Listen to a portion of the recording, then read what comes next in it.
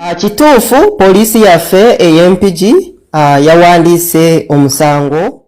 Alright, eby'omuyimbi Pallaso Kosaate ne King Saha tebinaggwa, poliisi yabiyingiddemu dda, wabula poliisi evuddemu nanga ate n'ekiwandiiko oba n'obubaka munnanga ate ku nsonga eyatuusiddwa ku muyimbi munnanga ate King Saha, wabula byonna ngenda kubeera nga mbikuzanyiramuko mu maaso awo. King Saha ye bamukoledde munnanga ate akabaga akamukulisa munnanga ate akabi esayidi eno, so nga ate bikyayogeza munnanga ate abamu obwama embeera nga bwe yabaddewoko King Saha ebyamutuuseko munnanga ate ku mmotoka nti nga tewali munnanga ate kiraga wali obutambi nga tebwakwatiddwa, so bikyayogeza munnanga ate abantu obwama.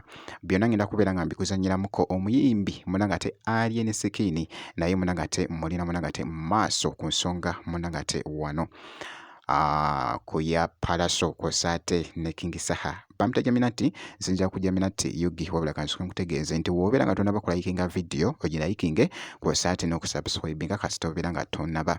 Inno ntandise munnanga ate n'obubaka munnanga ate obwa poliisi era nga byabadde wali munnanga ate mu disitulikiti y'Empigi, byabadde mu disitulikiti y'Empigi munnanga ate we byatuukiddewo. Jjukira nti nno King Saha yabadde munnanga ate ali mu kugenda munnanga ate ku show, Pallaso ng'ali mu kuvaayo. Kaakati nno embeera munnanga ate yabadde awo makati. Kituufu poliisi yaffe EMPG yawandiise omusango ogw'okutiisatiisa n'okwonoona emmotoka ekika kya Mark 2 UA641BH nga eno motoka y'omu omwami Semanda Mansur AK King Saha.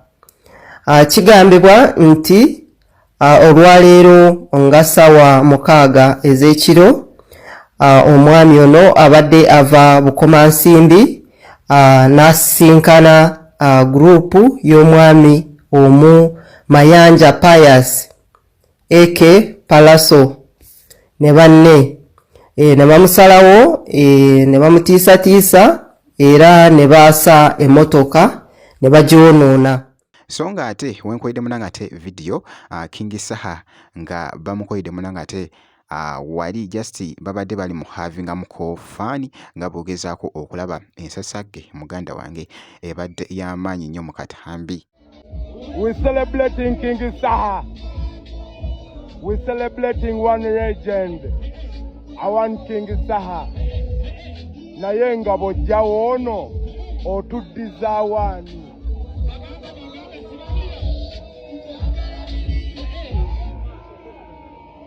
Bw'ojjawo ono otuddiza awaani.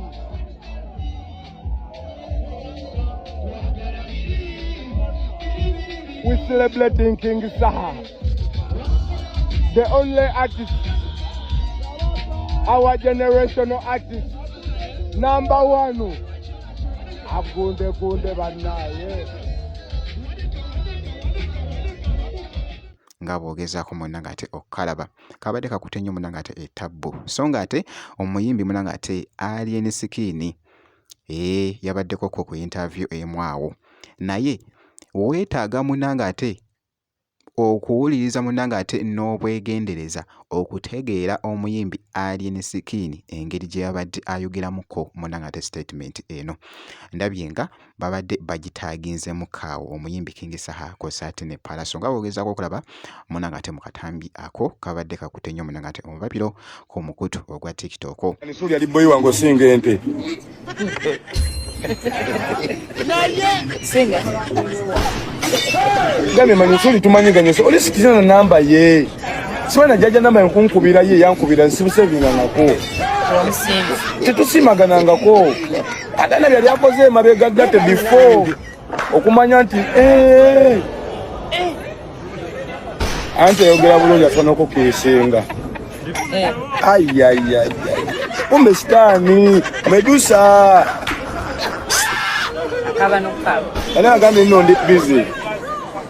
Ewabwe tewali wala naye mune bali batemu tosano kugenda ne batema house boy waabwe bagala madda nti balina obwa mafia bwa senior 5 bajje bayiwa amazzi mu keesi yo. Wabula nga nkwongeddeyoko ebikyayogeza munnange ate abantu obwama nti embeera yonna yonna nga bwe yabadde wali munnange ate mu kifo nti abeerudda munnange ate olwa King Saha nga tebalagaayo yadde akatambi akalaga wali embeera nga bwe yabadde awo. Kaakati nno bye bikyayogeza munnange ate abantu obwama nga boogezaako okulaba akatambi ako. Palaso oluvannyuma lw'okulumba King Saha abamu ngaffe ku bakaawonawo abamu ku babadde mu mmotoka.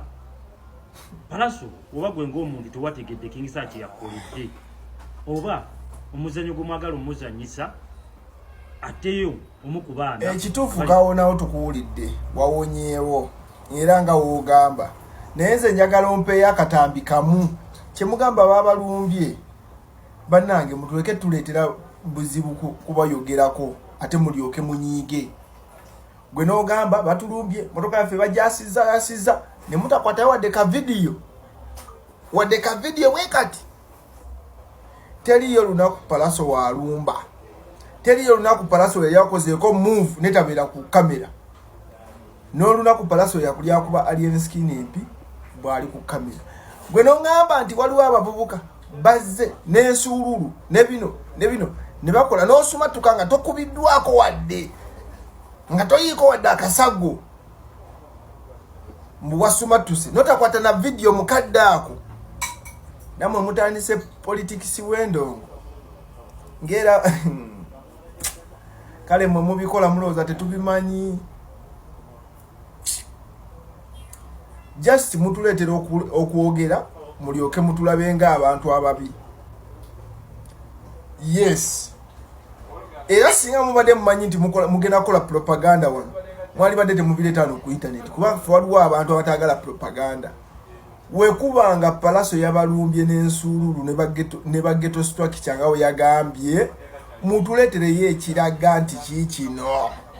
Muleke tulaga mmotoka yokka, emmotoka tugimanyi yammwe, naye mutuleetereyo ekiraga nti ekituufu omusajja ono yabatulumbye bwati ne bwati. Ffe tuli kusaidi yammwe, ndi kusaidi yammwe because supporting a violence. Naye ate sigenda kubeera kusaidia yammwe nga muleta nga temuliiko bujulizi bulaga nga wolese motoka we bagikubyekubye. Tulage akatambi k'omwana ogu ng'akutte ensuululu. Kyemugamba yabalumbye yabadde omu. Kyemugamba mwena abasumatuse temwasobodde kukwata wadde ka vidiyo n'akamu. Nge wano ebya supremacy byavaayo nga jambiya zirabise. Ensi gye tuliko ya internet. Simanyi yonna munnange ate gye binaggwera ate nga by the way simanyi munnange ate ndowoozayo simanyi munnange ate ndowoozayo ku ludda lwa King Saha kw'ossa ate n'olwa Palaso esayidi eyo. Wabula byonna mbikulekedde munnange ate mu comment section. Ky'olina okola ku subscribinga, ebisigadde byonna tujja kubeera nga tukuwa update kasita obeera ng'osubscribinze.